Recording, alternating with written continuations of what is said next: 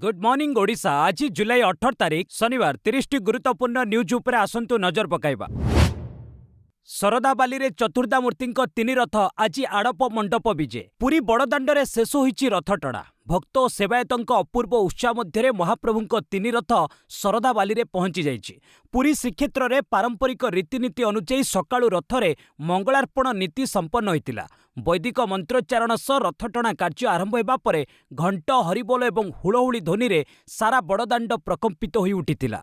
गतकाली पहंडी विलंब हेबा कारणरू रथ टଣା अधारे अटकी रहितिला। विशेषकर महाप्रभु श्री जगन्नाथଙ୍କୁ रथारूढ़ करबा पई 2 घंटारू अधिक समय लागितिला। तेबे आज महाप्रभुक बहु प्रतीक्षित आड़प मंडप विजे नीति अनुष्ठित हेब। रथयात्रा दुर्घटना उपरे स्पष्टीकरण। दलाचकटा नुहे हृदघात और श्वासरुद्ध जोगु जाइछि 3 भक्तों जीवन। पुरी रथयात्रा रे 3 श्रद्धालुं मृत्यु को नहीं बड़ खुलासा करिसेंती स्वास्थ्य मंत्री। यह दलाचकटा जनित मृत्यु नुहे बोली से स्पष्ट करिसेंती। श्रीगुंडीचा यात्रा समय मरीचिकोट छक निकट असंबाल भिड़ जोगु अभावनीय परिस्थिति सृष्टि होइतिला। प्रथमे यहाकू दलाचकटा बोली कुहा जाउतिले सुद्धा स्वास्थ्य मंत्री मुकेश महालिंग यहाकू प्रत्याख्यान करिसेंती। मंत्रीଙ୍କ सूचना अनुसार गहली जोगु जणे वृद्ध श्रद्धालु अणनिश्वासी होई प्राण हराइथिबा बेले अन्य 2 जनक मृत्यु हृदघात जोगु होइछि।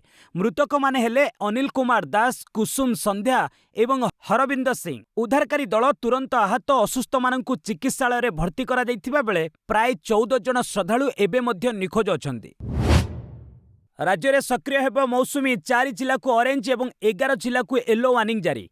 राज्य में पुणी थरे मौसुमी सक्रिय हेबाकु जाउछि। आज ओडिशार विभिन्न जिले में प्रबल अति प्रबल वर्षा नहीं पाणीपाग विभाग सतर्क सूचना जारी करिछि। भारतीय पाणीपाग विभाग अनुଯାयी आज पश्चिम ओडिशार बरगढ़, सोनपुर, बौद्ध और बलांगीर जिला अति प्रबल वर्षार ऑरेंज वार्निंग जारी करा जाइछि।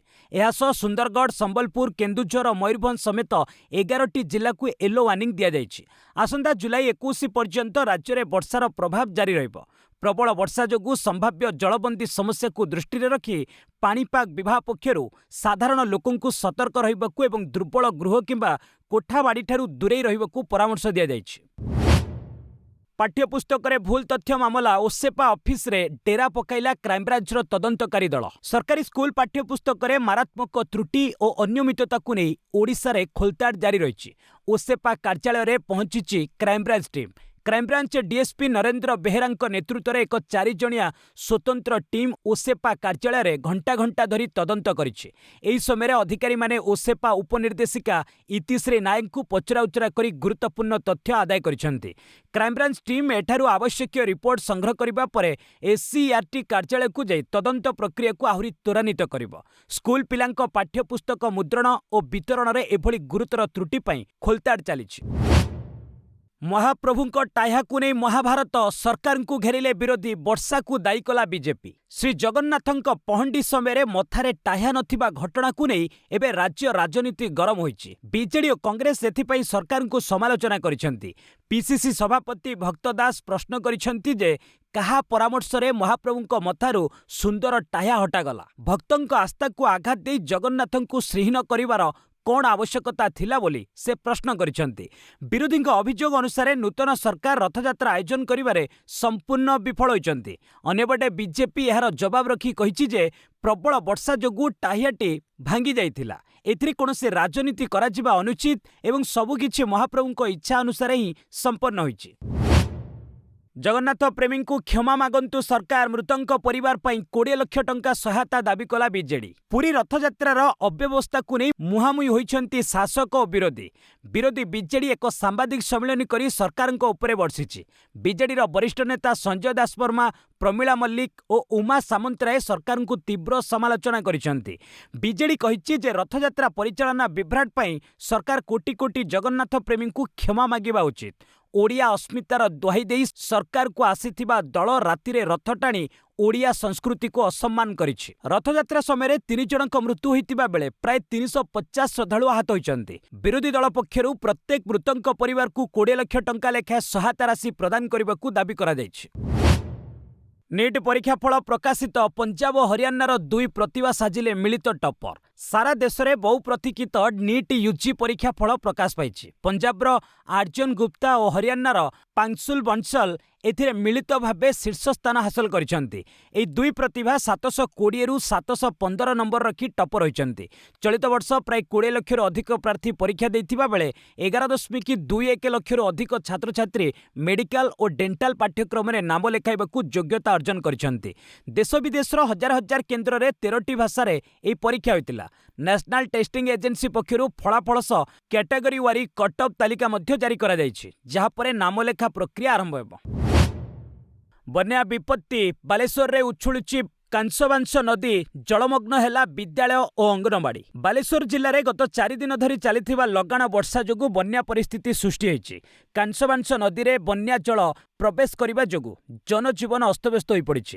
ବିଶେଷ କରି ସୋର ବ୍ଲକ ତଳନଗର ପଞ୍ଚାୟତର 14ଟି ଗ୍ରାମର ପ୍ରାୟ 2500 ଲୋକ ବାହ୍ୟ ଜଗତରୁ ସମ୍ପୂର୍ଣ୍ଣ ବିଚ୍ଛିନ୍ନ ହୋଇ ଜଳବନ୍ଦୀ ଜୀବନ କାଟୁଛନ୍ତି।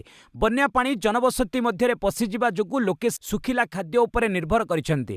ଏହି ଅଞ୍ଚଳର ପ୍ରାୟ 7ଟି ସ୍କୁଲ ଏବଂ 7ଟି ଅଙ୍ଗନବାଡି କେନ୍ଦ୍ର ଜଳମଗ୍ନ ହୋଇଥିବାରୁ ପିଲାଙ୍କ ପାଠପଢ଼ା ସମ୍ପୂର୍ଣ୍ଣ ବନ୍ଦ ରହିଛି।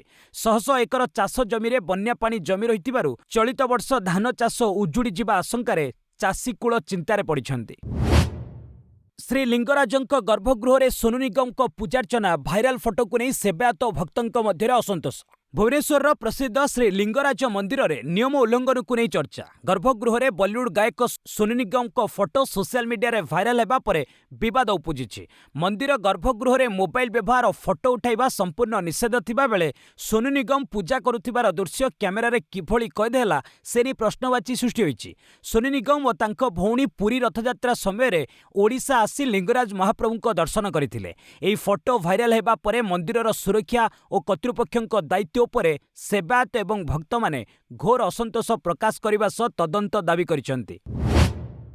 ସ୍ୱଚ୍ଛ ରେଳ ପରିବହନ କ୍ଷେତ୍ରରେ ନୂଆ ବିପ୍ଳବ, ପ୍ରଧାନମନ୍ତ୍ରୀ ମୋଦି କଲେ ଦେଶର ପ୍ରଥମ ହାଇଡ୍ରୋଜେନ ଟ୍ରେନ୍ର ଶୁଭାରମ୍ଭ। ଭାରତୀୟ ରେଳବାଇ ଇତିହାସରେ ଯୋଡ଼ି ହୋଇଛି ଏକ ନୂଆ ମାଇଲଖୁଣ୍ଟ। ପ୍ରଧାନମନ୍ତ୍ରୀ ନରେନ୍ଦ୍ର ମୋଦି ସବୁଜ ପତାକା ଦେଖାଇ ଦେଶର ପ୍ରଥମ ହାଇଡ୍ରୋଜେନ ଫ୍ୟୁଏଲ ସେଲ୍ ଟ୍ରେନ୍ର ଶୁଭାରମ୍ଭ କରିଛନ୍ତି। ଏହି ଅତ୍ୟାଧୁନିକ ଟ୍ରେନ୍ଟି ଉତ୍ତର ରେଳବାଇର ଜିନ୍ଦ ସୋନିପତ ସେକ୍ସନରେ ଚାଲିବ। ଏବେ ଏହାକୁ ପାଇଲଟ ପ୍ରୋଜେକ୍ଟ ଭାବେ ଆରମ୍ଭ କରାଯାଇଛି। ହାଇଡ୍ରୋଜେନ ଫ୍ୟୁଏଲ ସେଲ୍ ପ୍ରଯୁକ୍ତିବିଦ୍ୟା ଦ୍ୱାରା ଏହି ଟ୍ରେନ୍ଟି ନିଜର ବିଦ୍ୟୁତ୍ ନିଜେ ପ୍ରସ୍ତୁତ କରି ଚାଲିପାରିବ। ଏହି ସଫଳତା ସହ ଜର୍ମାନୀ, ଜାପାନ, ଚାଇନା ଏବଂ ଆମେରିକା ଭଳି ବିଶ୍ୱର ସୀମିତ ଦେଶଗୁଡ଼ିକ ତାଲିକାରେ ଭାରତ ନିଜର ସ୍ଥାନ ସୁରକ୍ଷିତ କରିଛି। ପରିବେଶ ଅନୁକୂଳ ଏବଂ ସମ୍ପୂର୍ଣ୍ଣ ପ୍ରଦୂଷଣମୁକ୍ତ ଏହି ଟ୍ରେନ୍ ଆଗାମୀ ଦିନରେ ଦେଶର ରେଳ ପରିବହନ ବ୍ୟବସ୍ଥାକୁ ସମ୍ପୂର୍ଣ୍ଣ ବଦଳାଇ ଦେବାର କ୍ଷମତା ରଖିଛି। ଜୁଲାଇ 20 ଯାଏ ବଞ୍ଚି ରହିବାକୁ ଚାହେଁ କହି ଭିଡିଓ ଜାରି କଲେ ସୋନମ ୱାଙ୍ଗଚୁକ୍। ବିଶିଷ୍ଟ ଶିକ୍ଷାବିତ୍ ତଥା ପରିବେଶ କର୍ମୀ ସୋନମ ୱାଙ୍ଗଚୁକ୍ଙ୍କ ଆମରଣ ଅନଶନ ଏବେ ଚିନ୍ତାଜନକ ସ୍ଥିତିରେ ପହଞ୍ଚିଛି। ଅନଶନର 20ତମ ଦିନରେ ସେ ଦେଶବାସୀଙ୍କ ଉଦ୍ଦେଶ୍ୟରେ ଏକ ବାର୍ତ୍ତା ଜାରି କରିଛନ୍ତି। ଦିଲ୍ଲୀର ଯନ୍ତର ମନ୍ତରରେ ନିଟ୍ ପେପର ଲିକ୍ ମାମଲାର ପ୍ରତିବାଦ କରି ସୋନମ ୱାଙ୍ଗଚୁକ୍ କିଛି ନ ଖାଇ ଅନଶନରେ ବସିଛନ୍ତି।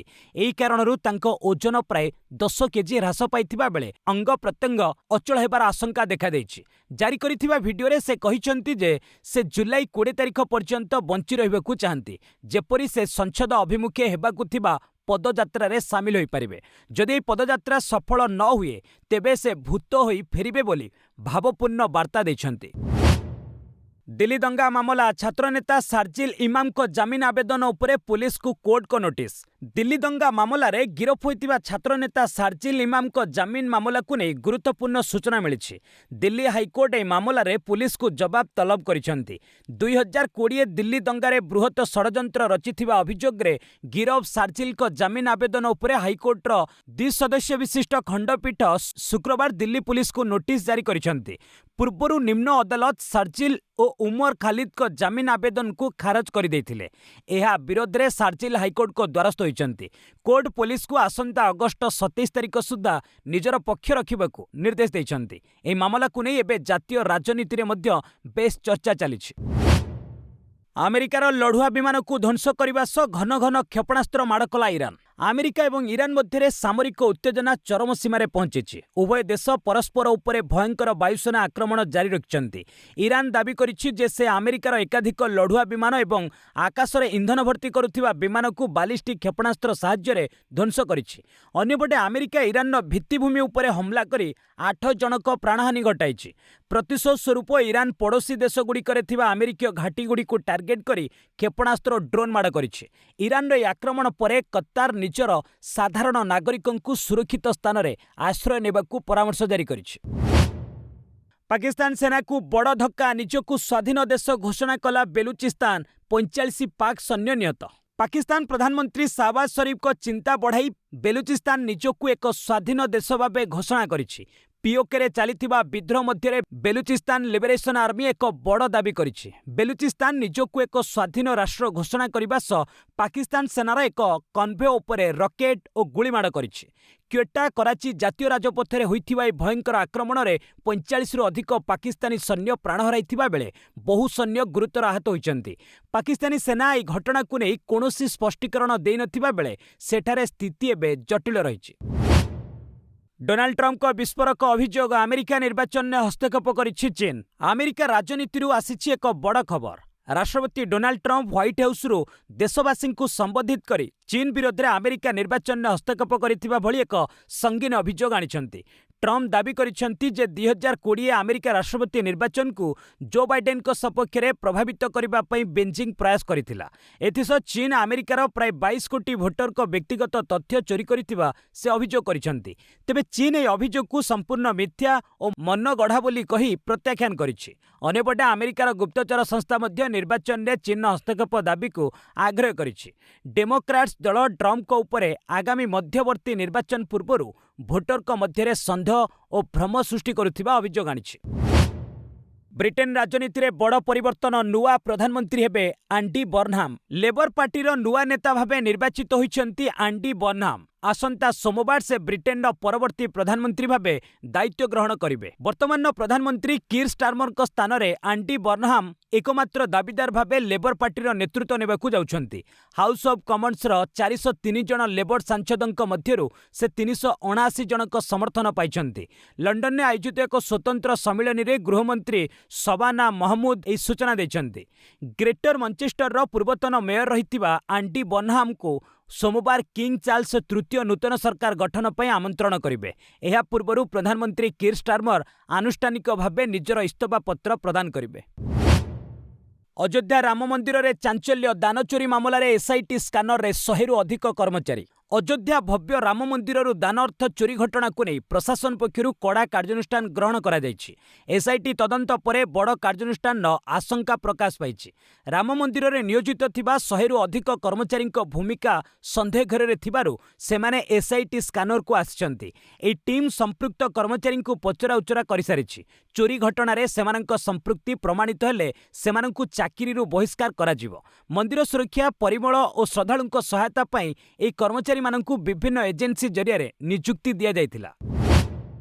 ସଂସଦର ମୌସୁମୀ ଅଧିବେଶନ ସରଗରମ ଆଶଙ୍କା, ଆଗତ ହେବ 7ଟି ଗୁରୁତ୍ୱପୂର୍ଣ୍ଣ ବିଲ୍, ଘେରିବାକୁ ପ୍ରସ୍ତୁତ ବିରୋଧୀ। ଆସନ୍ତା 20 ତାରିଖରୁ ଆରମ୍ଭ ହେବାକୁ ଯାଉଛି ସଂସଦର ବହୁ ପ୍ରତୀକ୍ଷିତ ମୌସୁମୀ ଅଧିବେଶନ। ଏହି ଅଧିବେଶନରେ କେନ୍ଦ୍ର ସରକାର 7ଟି ଗୁରୁତ୍ୱପୂର୍ଣ୍ଣ ବିଲ୍ ଆଗତ କରିବାକୁ ଯାଉଛନ୍ତି। ପ୍ରସ୍ତାବିତ ବିଲ୍‌ଗୁଡ଼ିକ ମଧ୍ୟରେ 2ଟି ପୁରୁଣା ଏବଂ 5ଟି ପ୍ରଥମ ଥର ପାଇଁ ଆଗତ କରାଯାଉଥିବା ନୂଆ ବିଲ୍ ସାମିଲ ରହିଛି। ଅନ୍ୟପଟେ ସରକାରଙ୍କୁ ବିଭିନ୍ନ ପ୍ରସଙ୍ଗରେ ଘେରିବା ପାଇଁ ବିରୋଧୀ ମେଣ୍ଟ ସମ୍ପୂର୍ଣ୍ଣ ରଣନୀତି ପ୍ରସ୍ତୁତ କରିସାରିଛି। ନିଟ୍ ପେପର ଲିକ୍, ନିଯୁକ୍ତି ପରୀକ୍ଷାରେ ଅନିୟମିତତା, ଅଯୋଧ୍ୟା ରାମ ମନ୍ଦିର ଦାନ ବିବାଦ, E20 ଇନ୍ଧନ ଏବଂ ବୈଦେଶିକ ନୀତି ଭଳି ପ୍ରସଙ୍ଗରେ ଗୃହ ବେଶ୍ ଉତ୍ତପ୍ତ ହେବାର ସମ୍ଭାବନା ଅଛି। ଏହି ଅଧିବେଶନ ଆସନ୍ତା ଅଗଷ୍ଟ 13 ତାରିଖ ପର୍ଯ୍ୟନ୍ତ ଚାଲିବ ଏବଂ ଶାସକ ବିରୋଧୀଙ୍କ ମଧ୍ୟରେ ଜୋରଦାର ତର୍କ ଦେଖିବାକୁ ମିଳିବ। ପାକିସ୍ତାନୀ ଗ୍ୟାଙ୍ଗଷ୍ଟର ଶାହଜାଦ ଭାଟି ଜାଲରେ 30 ଜଣ ଯୁବକ। ମୁମ୍ବାଇରୁ ଏକ ଚାଞ୍ଚଲ୍ୟକର ଖବର ସାମ୍ନାକୁ ଆସିଛି। ପାକିସ୍ତାନୀ ଗ୍ୟାଙ୍ଗଷ୍ଟର ଅନଲାଇନ୍ ଜାଲରେ ପଡ଼ିଛନ୍ତି ମୁମ୍ବାଇର 30 ଜଣ ନାବାଳକ ତଥା ଯୁବକ। ମହାରାଷ୍ଟ୍ର ଏଟିଏସ୍ର ତଦନ୍ତରୁ ଜଣାପଡ଼ିଛି ଯେ 20 ବର୍ଷରୁ କମ୍ ବୟସର 30 ଜଣ ଯୁବକ ପାକିସ୍ତାନୀ ଗ୍ୟାଙ୍ଗଷ୍ଟର ଶାହଜାଦ ଭାଟି ସହ ସମ୍ପର୍କରେ ଥିଲେ। ଗେମିଂ ମିଶନର ବାହାନା ଦେଖାଇ ଭାଟି ଏହି ଯୁବକମାନଙ୍କୁ ନିଜ ସହ ଯୋଡ଼ିଥିଲା। ସେ ସେମାନଙ୍କୁ ମୁମ୍ବାଇର ବିଭିନ୍ନ ସାର୍ବଜନୀନ ଓ ସୁରକ୍ଷିତ ସ୍ଥାନର ଫଟୋ ତଥା ଭିଡିଓ ପଠାଇବାକୁ ନିର୍ଦ୍ଦେଶ ଦେଇଥିଲା। ସୌଭାଗ୍ୟବଶତଃ କୌଣସି ଯୁବକ ତାଙ୍କ ନିର୍ଦ୍ଦେଶକୁ ମାନି ନଥିଲେ। ବର୍ତ୍ତମାନ ଏଟିଏସ୍ ଏହି ମାମଲାକୁ ଅତ୍ୟନ୍ତ ଗମ୍ଭୀରତାର ସହ ଗ୍ରହଣ କରି ଯୁବକମାନଙ୍କ ସୋସିଆଲ ମିଡିଆ ଆକାଉଣ୍ଟର ଯାଞ୍ଚ କରୁଛି। ଜନ୍ତର ମନ୍ତରରେ ସୋନମ ୱାଙ୍ଗଚୁକଙ୍କୁ କଂଗ୍ରେସର ସମର୍ଥନ, କେନ୍ଦ୍ର ଶିକ୍ଷାମନ୍ତ୍ରୀଙ୍କ ଇସ୍ତଫା ଦାବି କଲେ ପବନ ଖେରା। କେନ୍ଦ୍ର ଶିକ୍ଷାମନ୍ତ୍ରୀ ଧର୍ମେନ୍ଦ୍ର ପ୍ରଧାନଙ୍କ ଇସ୍ତଫା ଦାବି କରି ଜନ୍ତର ମନ୍ତରରେ ଅନଶନରତ ସୋନମ ୱାଙ୍ଗଚୁକଙ୍କୁ ମିଳିଛି କଂଗ୍ରେସର ସମର୍ଥନ। आप एवं समाजवादी पार्टी पर एबे कांग्रेस सोनम वांगचुक दाबी को समर्थन जणाइछि। वरिष्ठ कांग्रेस नेता पवन खेरा जंतर मंतर रे पहुंची वांगचुक को भेटिबा सह तांको स्वास्थ्य अवस्था को नहीं गंभीर चिंता प्रकाश करिसेंति। से केंद्रर बीजेपी सरकार को असंवेदनशील और दायित्वहीन बोली समालोचना करिसेंति। परीक्षा नियंत्रण व्यवस्था रे बारंबार हेउथिबा त्रुटि एवं पेपर लीक जोगु समग्र शिक्षा व्यवस्था भुसुड़ी पड़िथिबा कांग्रेस अभियोग करिछि एवं शिक्षा मंत्री इस्तीफा दाबी को दोहराइछि। आंध्र प्रदेश रे चिंता बढ़ाइला कोविड संक्रमण 20 दिन रे 4 जनक मृत्यु। आंध्र प्रदेश रे कोरोना भूताणु पुणी थरे काया विस्तार करबा आरंभ करिछि। मात्र किछि दिन मध्यरे 4 जन संक्रमितंक मृत्यु हेबा परे साधारण रे भय सृष्टि होइछि। गत जून 26 रु जुलाई 16 तारिख मध्यरे आंध्र प्रदेश रे 12 जन कोविड पॉजिटिव चिन्हट होइछन्ति। चिकित्साधीन अवस्था एमानंक मध्यरु 4 जन प्राण हराइछन्ति। मृतक माने पूर्वरु मधुमेह, रक्तचाप और किडनी जनित गुरुतर स्वास्थ्य समस्या रे पीड़ित थिले। सारा देश रे जुलाई 1 रु एपर्यंत 339 टी कोरोना मामला चिन्हट होइछि, जेउथिरे केरल रे सर्वाधिक 115 टी मामला रहिछि। पाणीपाग रे परिवर्तन जोगु संक्रमण व्यापीबा आशंका थिबारु सतर्क रहिबाकु स्वास्थ्य विभाग निर्देश दैछि। महाराष्ट्र राजनीति रे बड़ खेल एमवीए मेंट छाड़ी सिंधे गोष्ठी सह हाथ मिलाइब शरद पवार को एनसीपी। महाराष्ट्र राजनीति रे पुणी थरे देखा देइछि भूकंप। विरोधी महाविकास अघाड़ी मेंट को एक बड़ झटका लागिबाकु जाउछि। शरद पवार को एनसीपी एबे मुख्यमंत्री एकनाथ सिंधे नेतृत्वाधीन शिवसेना सहित मेंट गठन करने निष्पत्ति नेछि। सूचना अनुसार पवार सीधासलख एनडीए रे सामिल न होई केवल सिंधे सेना को समर्थन करेंगे। ए नुआ समीकरण पर एनसीपी वरिष्ठ नेता जयंत पाटिल को राज्य सरकार रे अर्थमंत्री पद मिल पारे, जहाँ पूर्वरु अजित पवार को पाखरे रहितिला। आगामी दिन में शरद पवार को दल सीमा निर्धारण बिल को मध्य खूब शीघ्र देश में प्रचलन हेब प्लास्टिक नोट। भारतीय मुद्रा व्यवस्था को संपूर्ण आधुनिक सुरक्षित करने भारतीय रिजर्व बैंक पक्षरु एक बड़ पदक्षेप निया जाउछि। खूब शीघ्र बाजार को आसिब प्लास्टिक नोट। आरबीआई प्रथमे पायलट प्रोजेक्ट अधीन रे 10 और 20 टंकिया प्लास्टिक नोट बाजार को छाड़िबा को प्रस्तुति करुछि। एहार सफलता परे 2027 मसीहा सुधा सारा देश में पूर्ण परिमाण रे प्लास्टिक नोट प्रचलन कराजिबो। एही नुआ नोट गुड़िक दीर्घस्थायी हेबा सह नकली नोट कारोबार को संपूर्ण भावे रोकिबारे सहायक हेबो। एथिपाई विश्वस्तरीय टेंडर मध्य प्रकाश करा जायछि। आगामी दिन में एही परिवर्तन भारतर अर्थनीति एवं बैंकिंग क्षेत्र में एक विप्लव आनिबो बोली आशा करा जाउछि। सैटेलाइट इंटरनेट क्षेत्र में जिओर महाकाश विजय 1600 उपग्रह पठाइबाकू मिलिला मंजूरी। भारत में सैटेलाइट ब्रॉडबैंड इंटरनेट जोगाइबा पई बड़ पदक्षेप। जिओर 1600 निम्न पृथ्वी कक्षपथ उपग्रह प्रकल्प को महाकाश नियामकंक मंजूरी मिली। भारतीय महाकाश नियामक संस्था इनस्पेस इसरो टेलीकॉम विभाग सह परामर्श करी जिओर ए अत्याधुनिक उपग्रह नेटवर्क प्रस्ताव को स्वीकृति देछि। एही मंजूरी रिलायंस जिओ पई एक बड़ माइलखुंट साब्यस्त हेबाकू जाउछि। एहा द्वारा कंपनी स्वदेशी ज्ञानकौशल रे देशर प्रथम सैटेलाइट इंटरनेट व्यवस्था आरंभ करि पारिबो। एही वैश्विक मंजूरी परे देशर दुर्गम अंचल रे हाई स्पीड इंटरनेट सेवा सहजरे पहुंची पारिबो। जेप्टो आईपीओ रे बड़ चमक, नरगेश और मोतीलाल ओसवाल करिबे मेगा निवेश।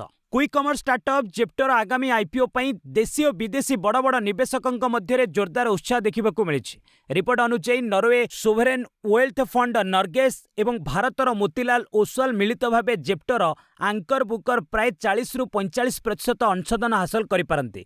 तेबे कंपनीर कैश बर्न एवं लाभदायकता को नहीं प्रश्न उठिबा परे जेप्टो निजर बाजार मूल्यांकन बा वैल्यूएशन को प्राय 27% ह्रास करिछि। पूर्वरु $7 बिलियन थिबा ए मूल्यांकन एबे $5.1 बिलियन को खसी आसीछि। जेप्टो व्यतीत अन्य केतक प्रमुख म्यूचुअल फंड मध्य ए आईपीओ रे निवेश करबाकू विशेष आग्रह प्रकाश करिसेंति। फिफा विश्वकप फाइनाल मैच टिकेट दाम 24 लाख टंका। विश्व क्रीड़ा जगतर आर्थिक इतिहास रे एक नुआ विश्व रेकर्ड सृष्टि होइछि। फिफा विश्वकप 2026 मेगा फाइनाल मैच रो टिकेट मूल्य आकाश छुआ होइछि। अर्जेंटीना एवं स्पेन मध्य खेला जिबाकु थिबा रोमांचकर फाइनाल मैच देखिबा पई लोकंक मध्य अभूतपूर्व क्रेज देखिबाकू मिलिछि। अमेरिका रे अनुष्ठित हेबाकु थिबा मैच रो सर्वनिम्न टिकेट मूल्य प्राय 5,90,000 टंका रहितिबा बेले शीर्ष सीट टिकेट रो मूल्य 24 लाख टंका पहुंची। क्रीड़ा इतिहास रे यह एपर्यंत सबुठारु व्ययबहुल टिकेट बोली कहा जाउछि। फुटबॉल प्रेमी माने एही मैच देखिबा पई बहु परिमाण रे अर्थ खर्च करुथिबा देखा जाइछि। इतिहास रचिले पीवी सिंधु 15 वर्षर क्यारियर रे प्रथम थर पई जापान ओपन सेमिफाइनल ले प्रवेश। भारतीय बैडमिंटन स्टार तथा 2 थरर ओलंपिक पदक विजयिनी पीवी सिंधु को मिली एक बड़ सफलता। जापान ओपन सेमिफाइनल ले पहुंची सिंधु। महिला सिंगल्स क्वार्टर फाइनल ले जापान नोजोमी ओकुहारा आहत समस्या कारणरू मैच रु ओहरी जाइथिले। फलरे वाक ओवर पाई सिंधु सेमिफाइनल ले निज स्थान पक्का करिसेंती। एही सफलता सह सिंधु तांको 15 वर्षर लंबा क्यारियर रे प्रथम थर पई जापान ओपन सेमिफाइनल खेलिबकु योग्यता अर्जन करिसेंती। सेमिफाइनल मुकाबिला रे से टोकियो ओलंपिक स्वर्ण विजेता चाइनार चेन युफेई को सामना करिवे। तृतीय दिनिकिया न्यूजीलैंड कमाल वेस्टइंडिज को 6 विकेट हराई सीरीज रे नेला अग्रणी।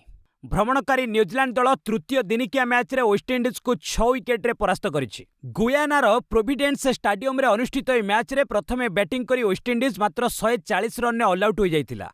क्यूई स्पिनर जेडेन लिनेक्स सर्वाधिक 4टी विकेट नेइथिले। जवाब रे न्यूजीलैंड मात्र 4टी विकेट हराई अति सहजरे विजय लक्ष्य हासिल करि नेइथिला। ए विजय सह 5 मैच विशिष्ट सीरीज रे न्यूजीलैंड दल 2-1 रे आगुआ रहिछि। सीरीज रो चतुर्थ मैच रविवार दिन खेला जिबा पई सूची प्रस्तुत होइछि। महिला हॉकी विश्वकप पई भारतीय दल घोषणा। ओडिशारू सुनीलिता टप्पू को मिलिला सुजोग। आगामी एफआईएच महिला हॉकी विश्वकप पई भारतीय दलर घोषणा सरिछि।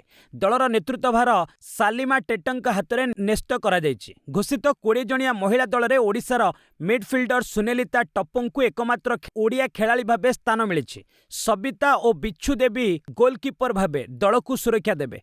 चलित विश्वकप अगस्ट 15 रु 30 पर्यंत नेदरलैंड्स एवं बेल्जियम रे मिलित भाबे आयोजित हेबो। भारत पूल डी रे स्थान पाइथिबा बेले अगस्ट 16 रे चाइना विपक्ष रे खेली निजर अभियान आरंभ करिबो। मुख्य प्रशिक्षक दलर विजय नहीं आशावादी अछंती। मेगा फाइनाल पूर्व स्पेन शिविर रे चिंता। आहत समस्या लगी यामाल और पेड्रो को खेलिबा नहीं आशंका। फिफा विश्वकप महालढ़ई पूर्व स्पेन दल में चिंताजनक परिस्थिति। आर्जेंटीना विपक्ष ग्रांड फाइनाल पूर्व दलर 2 प्रमुख खेलाड़ी आहत होइचंती। रविवार अमेरिकार न्यू जर्सी स्टाडियम रे अनुष्ठित हेबाकु थिबा फाइनाल मैच पूर्व लामिन यामाल एवं पेड्रो पेरो अभ्यास शिविर रे जोग देई नांती। यामाल को बाम जंघरे हामस्ट्रिंग समस्या देखा देइथिबा बेले पेड्रो को मांसपेशी जनित समस्या रहिछि। स्पेन मुख्य प्रशिक्षक लुइस डे फुएंट कहिचंती जे फाइनल पूर्व 2 खेलाड़ी फिट होइजिबे बोली टीम आशा रखिछि। डिफेंडिंग चैंपियन आर्जेंटीना को सामना करिबा पई स्पेन दल रणनीति प्रस्तुत करुछि। बस आज पई एट रखिबा पुणी ने आसीबे लेटेस्ट अपडेट। से पर्यंत विदाय नेउछि। जय हिंद जय भारत।